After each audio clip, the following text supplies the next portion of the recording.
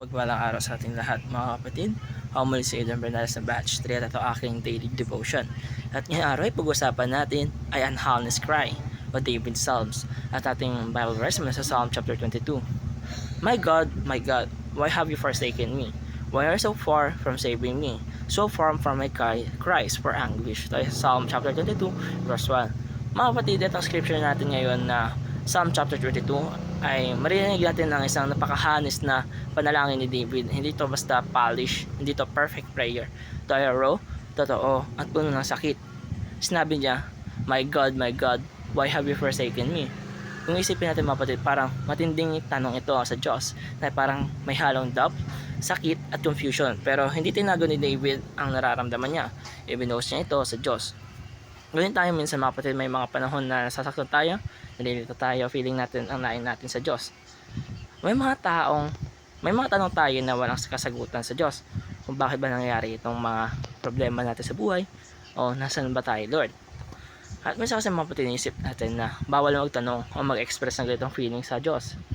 Iniisip natin na kailangan lagi tayong strong o positive. Pero ang Psalm chapter 22 mga kapatid ay isang reminder sa atin na pwede tayong maging honest sa Diyos. Hindi siya natatakot sa tanong mo, hindi siya sasaktan sa honesty mo. Mas gusto niya ang totoong puso kaysa sa fake na paniniwala o panampalataya. Si David, kahit nagtanong siya, hindi niya binabitawan ng Diyos.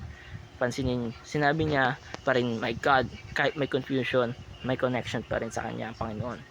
Ibig sabihin ba mga kapatid, ang panampalataya hindi kawala ng tanong, kundi pagpili na manatili sa Diyos kahit tayo ay may katanungan. At kung alam natin ang kabuuan ng Psalm chapter 22 mga kapatid, makikita natin na hindi ito nagtatapos sa sakit. Unti-unti, nagsiship ito sa trust at praise. Pinapalala ni David sa sarili niya kung sino ang Diyos at kung paano siya naging faithful noon. Ito ang proseso ng tunay na panampalataya mga kapatid. Mula sa sakit, papunta sa tiwala. Isang powerful na bagay ang Algam chapter 22 ay ginamit din ni Jesus sa cross. Sinabi niya ang parehong words, my God, why have you forsaken me? Sabi ni Jesus dito mismo ay dumaan sa moment ng matinding sakit at pakiramdam ng pag-iisa. Kaya kapag tayo nakakaramdam tayo ng malayo tayo sa Diyos, tandaan natin na naintindihan niya ang nararamdaman natin. At kahit pakiramdam natin na tahimik siya, hindi ibig sabihin na wala na siya. Sa huli mga kapatid, ang honest cry ay hindi tanda ng kahinaan. Ito ay tanda ng tunay na relasyon natin sa Diyos. Kaya mga kapatid, may mga tanong ba tayo o sakit na tinatago pa rin natin ngayon sa Diyos? Mga kapatid, lumapit tayo sa Diyos na may honesty. Sabihin mo sa Kanya ang tunay mong nararamdaman, walang filter, at kahit hindi mo pa nakikita ang sagot, piliin mong magtiwala na siya ay kasama mo sa gitna ng mga sakit na ito. Kaya mga kapatid, maraming salamat sa panonood.